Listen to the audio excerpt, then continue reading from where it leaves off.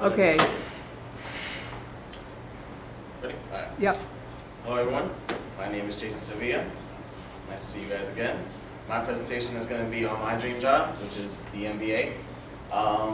More in depth, what I'm going to be discussing about is the life of an MBA player, what they usually go through from morning to day to night, and how they usually influence themselves in the social media and how they are during the day with regular people. More particularly, I'm going to be discussing more on the rookies that just made the NBA. So with that being said, welcome to the NBA. You just made it to the draft, and you are projected to be the top 30 this year. And let's say you were the lovely LeBron James in this case. I'm going to use him for this example. He's probably the more biased player to be drafted, since he is the new face. He was at the time 2003 NBA draft, on the new face to take over Michael Jordan, take over Kobe. And with being drafted to the NBA comes with many different scopes.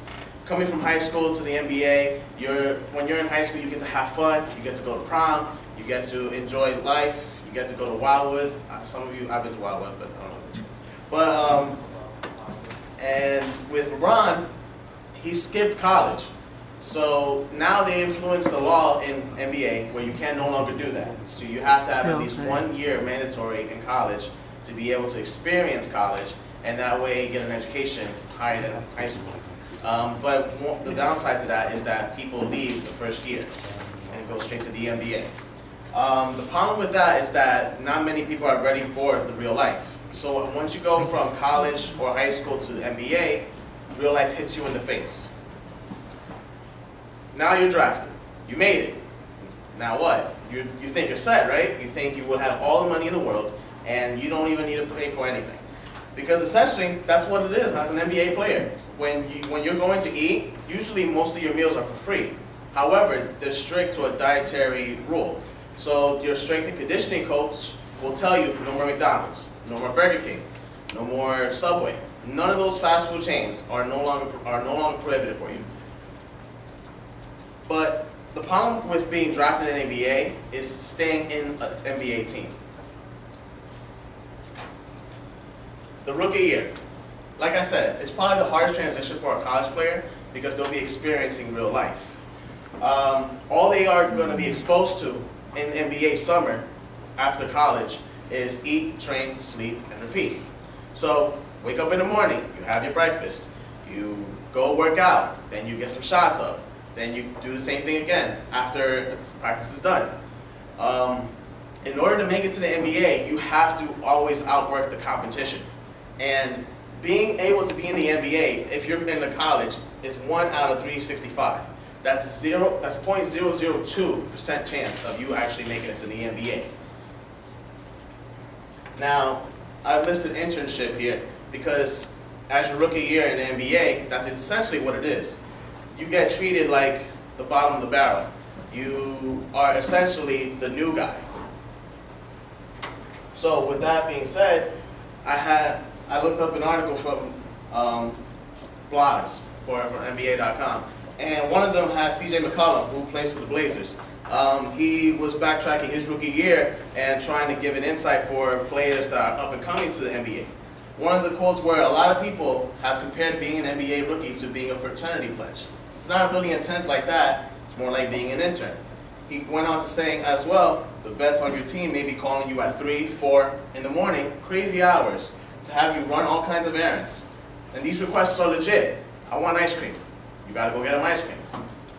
I want you to take a trip to 7-Eleven to get me a box of ear swabs.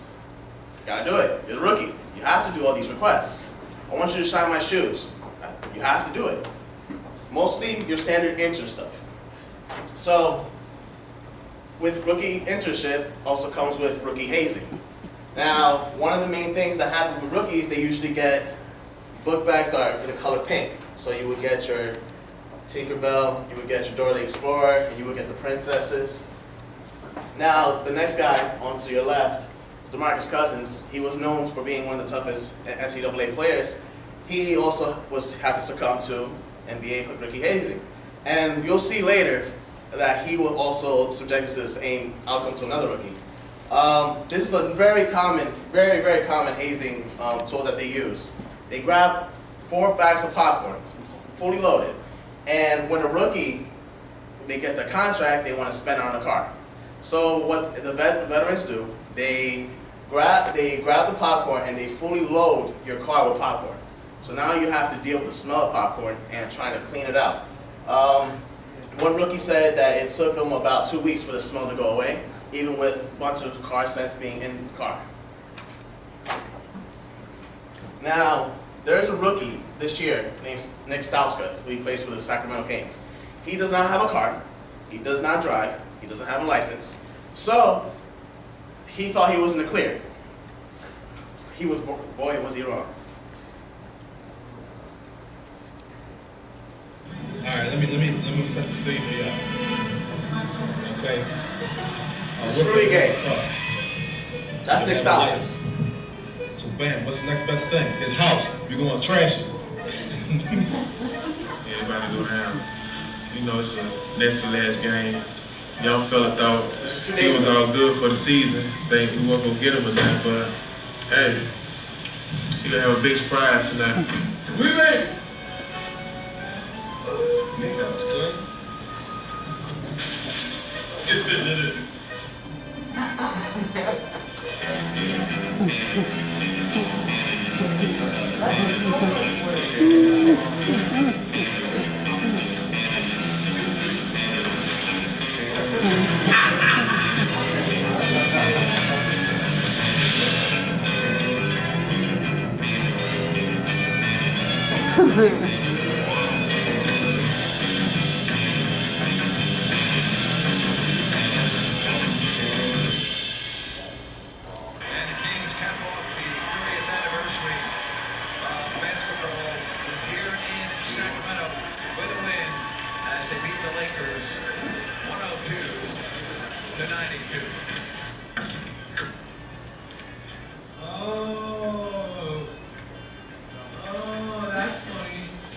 That's funny. You know what? Oh, okay. Okay. Oh, they got my bed too. Hold on. This is like horrible. This is like, how am I gonna clean this? Came back from my final season game, and my house got popcorn. My house got popcorn. Look at this. It's everywhere. My house got popcorn. Oh man. Who was the one who orchestrated this? I want to know that. Who was the one it was Reggie Evans. I knew it was Reggie. They told me they were going to do this earlier in the year. They told me they were going to do this. Well, Reggie, DeMarcus, very well played. Very well played. I kind of saw it coming. I even called it in the car. Did I not call it in the car? I called it in the car. I'm a little concerned because they've kept, the guys have been telling me, they kept saying, look, you don't have a car, but that doesn't mean we're not going to get you with something. I'm going to sleep with one eye open this road trip, and I'm going to watch my back, and hopefully they don't get me with anything too crazy. I guess that's what you get when you're a rookie. So, one of the things I thought of when they went into the house is, how the hell did they get in the house? It turns out that his girlfriend is the one who actually helped them out. His ex-girlfriend.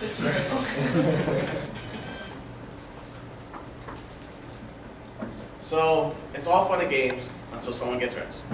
Now, this player, probably you guys seen so many memes of him. He's Derrick Rose. Derrick Rose was on the up-and-coming, the next protege, you would say, on probably overtaking LeBron's throne. He had the potential to do so until he torn his ACL. This is the first time he came across this injury. Now, Derrick Rose, this was the year that he received all these sponsorships from Adidas, shoe companies. He was on the uprise until he suffered that injury. Ever since, he has not been the same. To this day, he's still playing with knee soreness on both knees. So when it comes down to that, he would have to sometimes set out some games. Fortunately for him, however, they have a great coach and they have a great team. Good enough so that now they're the number 3 seed this year. Then you have the veterans down here. The veterans, they are the more seasoned players and also the ones that have more wear and tear on their tires. So Greg Popovich was the San Antonio Spurs coach. What he does is that he has a minute gap on the players, and he cuts them down to 20-25 minutes on 48-minute games. Now, you may say 48 minutes is nothing, but it eventually gets a toll on you when it's 82 games in a season, and especially when you have to travel on the road all year round, aside the fact summer. Now, this is the thing about NBA players. They travel all the time. So while you may see they may be living the good life, they barely get to see their family throughout the years. If anything, home games. But after home games, they go to sleep. And then it goes back to that regimen. They wake up, they eat, they go train, they shoot around, and repeat. That's essentially what it is. And by the time they have free leisure time, game time is here. So essentially, they barely have no time to be with their families. So this is another common thing about Derrick Rose. He comes back to the mid-season form ready, and then he gets injured again. Still a great life, right? Not necessarily, because most commonality here is when most NBA injuries occur, it's hard for them to come back. So whenever an injury happens, you have to do a good job in taking care of that injury. Fortunately for the NBA players, they have hired staff that are professionals that can help them heal those injuries. Team activities, team meetings, practices, and ice baths. Oh my. Team activities. So when they have leisure time, let's say there's like an all-star break, which is around February, or let's say it's a 2-game break where they stay home, when they have a 5-game homestand. You may think they have time with their families. They do. They have time sometimes. But most of the time that occurs with activities and team meetings and more practices. And to heal up some injuries, they go to ice baths. Now, I experienced the ice bath once. I will never do it again. It's one of the coldest things I've ever experienced. As soon as I got up, it took me 3 times to get into an ice bath. It was one of the, it was all about adrenaline. That's what it is. So you have to pump yourself up to get into an ice bath after you already are out with soreness or after practice. Another thing about the life of being an NBA player, you can be so good to a certain extent where they only see you as a role player. If you're not a star, where you're a profound key player in their team and what their future what they want to establish as, you have the chance of being traded. Now, the downside of being traded, you have the money. You just bought a house, let's say in Oakland, and you play for the Golden State Warriors. But then you find out the next morning you're being traded to Florida to play for the Orlando Magic. But you just bought a house. So that means you either have 2 options. Buy another house down there, or you can rent down a home. Now, this is the thing. There is an NBA player in the league. His name is Drew Gooden. Drew Gooden, he's been around 9 NBA teams. So moving around to 9 different cities, and that psychologically wise, that can take a toll on you. But he's managed to cope with it well, and he's still in the NBA, but served as a reserve player, meaning that he doesn't really play much.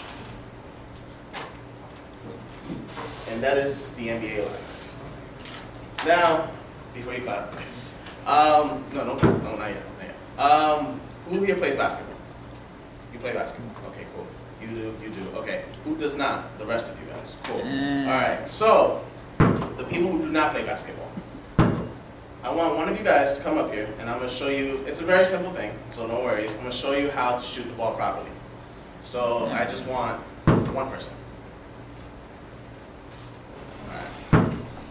You want to go? Come. Depending how well you are, I'll also show you how to do between the legs.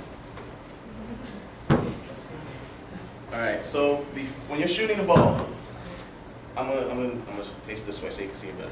When you're shooting the ball, you have to face your elbows to the rim.